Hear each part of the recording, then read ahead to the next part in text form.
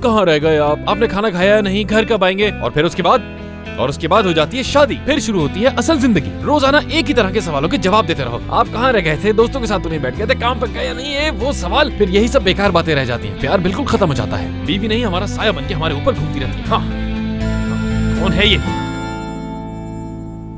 हाँ बोलो। चीख क्यों रहे हो? इस तरह कौन बात करता है फोन उठाते वक्त? अरे बस ना ही पूछो तो अच्छा है। कुछ फजूल बात थी बस। आ गया उस हुमैरा का फोन। मेरी तो जैसे कोई हैसियत ही नहीं है। बताओ क्यों फोन किया? मुझे नवाल के बारे में बात करनी है। हाँ तो पता तो चले कि बात क्या है। यार मैं फोन पर इस बारे में बात नहीं कर सकती। अरे ये क्या बात होती है आखिर? फोन पे बात नहीं कर सकती मैं? हर बार मिलना ही क्यों जरूरी है मुझसे? ये चीज बात करने के लिए बनाई गई है। इस्तेमाल किया करो इसका, बहुत फायदा होगा। क्या मुसीबत है ये? तुम मुझसे सीधी तरह बात कब करोगे? हाँ अच्छा ठीक है, मैं तुम्हें खुद पिक कर लूँ। ठीक है मैं आ रहा हूँ। क्या कहा तुमने? ये दिन आ गए हैं कि तुमने उसके इशारों पर नाचना शुरू कर दिया है। फजूल बात बिल्कुल मत करना मुझसे। तुम एक फिल्म क्यों नहीं बना लेते?